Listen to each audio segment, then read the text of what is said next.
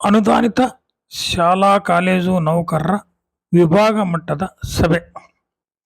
ರಾಜ್ಯ ಅನುದಾನಿತ ಶಾಲಾ ಕಾಲೇಜುಗಳ ಬೋಧಕ ಮತ್ತು ಬೋಧಕೇತರ ಸಂಘಟನೆಗಳ ಒಕ್ಕೂಟದಿಂದ ಇಂದು ಬೆಳಿಗ್ಗೆ 10:30ಕ್ಕೆ ಕಲಬುರಗಿ ನಗರದ NV ಪದವಿ ಪೂರ್ವ ಕಾಲೇಜಿನಲ್ಲಿ ಅನುದಾನಿತ ಶಾಲಾ ಕಾಲೇಜು ನೌಕರರ ಪ್ರಮುಖ ಬೇಡಿಕೆಗಳ ಕುರಿತು ಗುಲ್ಬರ್ಗಾ ವಿಭಾಗ ಮಟ್ಟದ ಸಭೆ ನಡೆಯಿತು. ಕಾರ್ಯಾಧ್ಯಕ್ಷರಾದ BS ಮಾಲಿ ಪಾಟೀಲ್ರವರು ಹಾಗೂ ಇತರ ಪದಾಧಿಕಾರಿಗಳು ಹಾಜರಿದ್ದರು. 2006 ಏಪ್ರಿಲ್ 1 ಪೂರ್ವ ಹಾಗೂ ನಂತರ ಸೇವೆಗೆ ಸೇರಿ ಇತ್ತೀಚೆಗೆ ಅನುದಾನಕ್ಕೆ ಒಳಪಟ್ಟವರಿಗೆ ಹಳೆಯ ಪಿಂಚಣಿ ನೀಡುವುದು, ಅನುದಾನಿತ ಶಾಲಾ ಕಾಲೇಜುಗಳಲ್ಲಿ ಖಾಲಿ ಹುದ್ದೆಗಳ ಭರ್ತಿ, BEd ರಹಿತ ಸರ್ಕಾರಿ ಅನುದಾನಿತ ಉಪನ್ಯಾಸಕರಿಗೆ ವಿನಾಯಿತಿ, ಪದವಿ ಪೂರ್ವ ಕಾಲೇಜುಗಳ ಅಸ್ತಿತ್ವ ಹಾಗೂ ಪರೀಕ್ಷಾ ಮಂಡಳಿ, ಗುಲ್ಬರ್ಗಾ ವಿಭಾಗ ಮಟ್ಟದ ಹೊಸ ಪದಾಧಿಕಾರಿಗಳ ಆಯ್ಕೆಯು ನಡೆಯಿತು. ವಿದ್ಯಾರ್ಥಿಗಳ ಸಂಖ್ಯೆ ಹಾಗೂ ಕಾರ್ಯಭಾರದ ಸಮಸ್ಯೆ ಸೇರಿದಂತೆ ಪ್ರಮುಖ ಬೇಡಿಕೆಗಳನ್ನು ಚರ್ಚೆ ಮಾಡಲಾಯಿತು.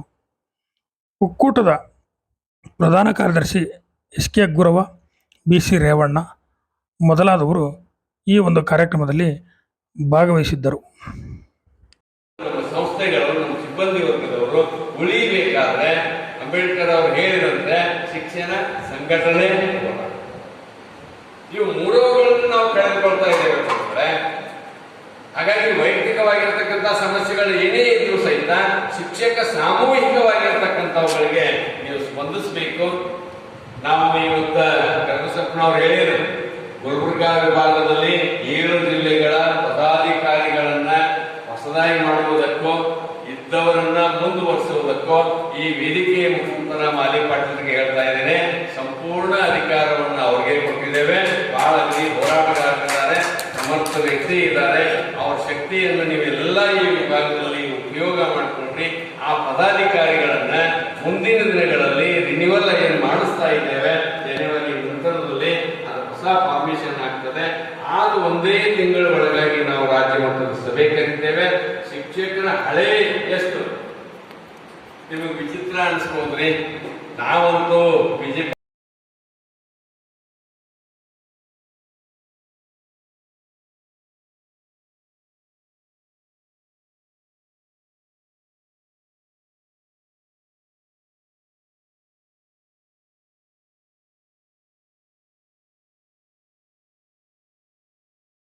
ಯುವಕರೇ ನಾವು ಫೈಟ್ ಮಾಡ್ತೀವಿ. ಇವು ನಾವು ಹೋಗ್ಲಾಡ್ಸಕ್ ಮಾಡ್ಕೊಂಡು ನಮಗೆ ಹ್ಯಾಂಗ ಅಪಾಯಿಂಟ್ಮೆಂಟ್ ಆಗಲಿ ಏನಂತ ಕೊಟ್ಟಿರಿ ಅದನ್ನೇ ಇರಲಿ ಮೂಲ.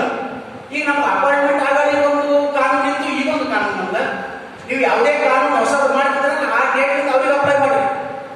ಅದು ಯಾವುದೇ ಒಂದು ಈಗ ನಮ್ಗೆ ನಾವು 84ರಲ್ಲಿ ತೆಗೆದು ನಮ್ಮ ಶಿಕ್ಷಣ ಸಂಸ್ಥೆ ಇದ್ದಾರೆ.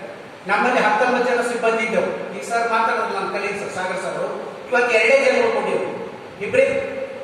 ಈಗ ನಾವು ಹ್ಯಾಂಗ ಕಾಲೇಜ್ ನಡೆಸ್ಕೊತೀವಿ ಅರ್ಥ ಇಲ್ಲ. ಸಮಸ್ಯೆ ಭಾಳ ಸಮಸ್ಯೆ. 2015 ಒಳಗೆ ಇರ್ತಕ್ಕಂಥವ್ರು ಅಷ್ಟೇ ಅನುಮತಿ ಅದ ಅಂತ ಹೇಳ್ತಾರೆ ಸರ್ಕಾರ ಒಂದು ಕಡೆಗೆ. ಅದನ್ನು ಕೂಡ ಸರಳವಾಗಿ ಮಾಡ್ತಾ ಇಲ್ಲ. ನೀನು ಸಂಖ್ಯೆ ಸ್ಟ್ರೆಂತ್ ತೊಗೊಂಬ, ನೀನು ರಿಸಲ್ಟ್ ತೊಗೊಂಬ, ನೀನು ಇನ್ಫ್ರಾಸ್ಟ್ರಕ್ಚರ್ ಇಲ್ಲ, ನೀನು ಅದು ಇಲ್ಲ ಅಂತೇಳಿ ಯಾವ ಹುದ್ದೆಗಳು ಅಪ್ರೂವ್ ಆಗ್ತಾನೆ ಇಲ್ಲ. ಅದಕ್ಕೆ ನಾವು ಇನ್ನು ಏನು ನಾವು ಕಾಲೇಜುಗಳು ಉಳಿಸ್ಬೇಕು, ನಾವು ನಮ್ಮ ಮುಂದಿನ ಮಂದಿ ಉಳಿಬೇಕಾದ್ರೆ ಇತ್ತೀಚೆಗೆ ಮಾಡಿರ್ತಕ್ಕಂಥ ರೂಲ್ಸ್ 2015ಲಿಂದ ಹೇಳ್ತಾರೆ. ಸಿಕ್ಕಾಪಟ್ಟೆ ಒಬ್ರು ಯಾಕೆ ಸರ್ ಗುಜರಾತ್ದವ್ರು ಇಟ್ಟಿದ್ದವರು CS ಇದ್ದರು. ಆ ಮಾರಾಯ ಶರಣ ಇವೆಲ್ಲ ಆದ ಕಾನೂನುಗಳು ಸರ್ಕಾರಕ್ಕೆ ಗೈಡ್ ಮಾಡುತ್ತಂತ. ಸರ್ ನಿಮ್ಮ ಹಣ ಉಳಿಸ್ತೀನಿ, ನಿಮ್ಮ ಹಣ ಉಳಿಸ್ಬೇಕಾದ್ರೆ ಈ ರೀತಿ ಮಾಡಿರಿ, ಗೈಡೆಡಿಗೆಲ್ಲ ನೀವು ಕಟ್ ಮಾಡಿರಿ ಅಂತ ಹೇಳ್ತಾರೆ. ಬಂಧುಗಳೇ, ಈ ಸಂದರ್ಭದಲ್ಲಿ ನಾವು ಇಲ್ಲಿಯವರೆಗೆ ಈ ರೀತಿ ನಾವು ಯಾವಾಗೋ ಒಂದು ಸಭೆ ಸೇರಿದ ಕೂಡಲೇ ನಾವೆಲ್ಲ ರೋಷದಿಂದ ಬಂದು ಮಾತಾಡಿದ್ರೆ ಯಾವುದೂ ಕೆಲಸ ಆಗಂಗಿಲ್ಲ ಸರ. ನಾವೆಲ್ಲರೂ ತಿಂಗಳಿಗೆ ಒಂದ್ಸಲ 15 ದಿವಸಕ್ಕೆ ಒಂದ್ಸಲ ಒಂದು ಕಡೆ ಸೇರಿ ನಾವು ಬಹಳ ಹತ್ತಿರದಿಂದ ಸಂಪರ್ಕದಲ್ಲಿ ಇರಬೇಕು. ಸಮಸ್ಯೆಗಳ ಬಗ್ಗೆ ಚರ್ಚೆ ಮಾಡಬೇಕು. ನೀವು ಕರೆದಾಗ ನಾವು ಬರಬೇಕು, ನಾವು ಕರೆದಾಗ ನೀವು ಬರಬೇಕು. ಆವಾಗ ಏನಾದರೂ ಒಂದು ಗಟ್ಟಿ ಬಲ ಆಗ್ತದೆ. ಇದು ಹೆಂಗಂದ್ರೆ ನಾವು ಸುಮ್ಮನೆ ಒತ್ತಾಯದಿಂದ ಇದಕ್ಕೆ ಕರೀತಾರಲ್ಲ ಹಂಗೆ ಕರೆದು ಫೋನ್ ಮಾಡಿ ಇಷ್ಟು ಮಂದಿ ಸೇರಿಸ್ಬೇಕಾಗ್ಯದ. ಅದು ಒಂದು ಸ್ವಲ್ಪ ಪರೀಕ್ಷೆದ ಒಂದು ರೀಸನ್ ಅದು. ಇಲ್ಲಾಂದ್ರೆ ಇನ್ನೂ ಹೆಚ್ಚಿನ ಸಂಖ್ಯೆ ಇರ್ತಿತ್ತು. ನಾವೆಲ್ಲರೂ ಸೇರಿದಾಗ ಸಮಸ್ಯೆಗಳು ಈಗ ಹೊರಗೆ ಬರ್ತಾವೆ. ಈಗ ನಾನು ಶಿಕ್ಷಣ ವಿಜಯಕುಮಾರ್ ಹೇಳಿದ್ರು ನಿಜ. ಇವತ್ತು ಆನಂದವ್ರ ಸಮಸ್ಯೆ ಸಂಬಂಧ ನಾನು ಅವ್ರ ಜೊತೆಗೆ ಭಾಳ ಬೆಳೆದಾಡಿನಿ.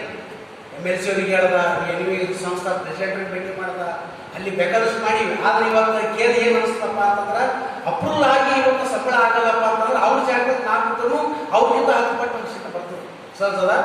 ಅದಕ್ಕಾಗಿ ಈಗ ಇತ್ತೀಚೆಗೆ ಸರ್ ನಾವು ಯಾಕೆ ಕಾಲ್ಪನಿಕ ವೇತನ ಬೇಕಾಗಿಲ್ಲ, ಈಗ ನಾನು ನಿಮ್ಗೆ ಹೇಳಿಲ್ಲ ಸರ್, ಅದು ಸರ್ಕಾರ ಕೊಡೋದು ಬೇಕಾಗಿಲ್ಲ. ಮತ್ತು NPS ಮಾಡೋದು ಕೂಡ ಬಹಳ ಕಷ್ಟ, ಇನ್ನು ಸುಮ್ಮನೆ ಪರಿಹಾರ ಸಿಗ್ತದೆ.